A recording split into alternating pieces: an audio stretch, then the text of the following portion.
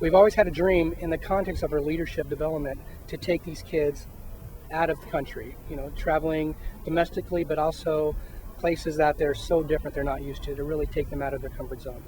And World Cup coming up in 2010, it was always a dream. Like, man, wouldn't it be great if we could take some of these to South Africa? So it was always kind of back there. And then about a year ago, maybe a year and a half before the World Cup started, I began kind of researching what's already existing there, what's happening.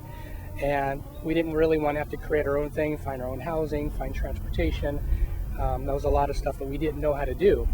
But through our connections with Athletes in Action, as I'm on staff with that, and then with the staff that are in South Africa, we were made aware of this tournament called the Hope Cup International Youth Tournament.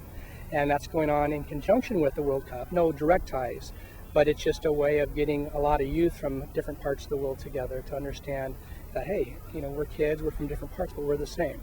And I might look real different from you, I might eat something real different from what you eat, but in essence, we really are the same. And many of these kids have grown up in generational poverty, and they understand some depths of what that looks like. But going to a third world country like South Africa, and one of the things they'll be doing is helping an orphanage in South Africa build a soccer field.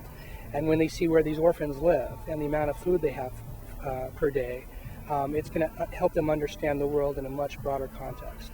And it's going to help them say, man, I might not get everything I want every time I, want an In-N-Out or, something different. But I'm sure glad I have food, because other people, they may not have this type of food. And then in the context of working with kids from other parts of the country, like we'll be joining some of the South African teams going to the Apartheid Museum in Johannesburg. And then as we share with each other what racism looks like in our country and what we as this generation can do to make it look different. And then some of the fun things like go on safari and see a giraffe and a rhino and lion, something we only see in zoos, but to see that in real life, in real life safari, just gives them a whole different perspective of the world.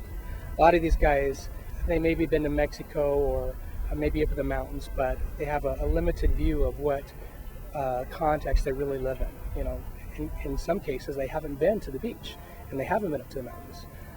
So we're really looking for this trip to be a real eye-opener, not only for them, but for us as well, and understanding the world in a much better way. Now, each one of our players that are selected to go to South Africa have to raise $500. And the whole cost is about $4,000, so that's just a small percentage of what they have to raise. But for some of them, that's relatively easy, and for others, it might as well be $5,000 because it is that hard. And so the parents and the players have been real creative. They're doing parties in their backyard and inviting people, car washes, and selling T-shirts and things like that. But we want them to say, I'm invested in this. This is part of my trip, and I'm committed to this. Then through corporate relations and other means, and individual donors across, everything across the board, will raise the other amount. But we really want them to take ownership. That's the whole part of this club. It's just not Compton United, that's some name on a wall somewhere. It's them. They are Compton United, and they wear that across their chest.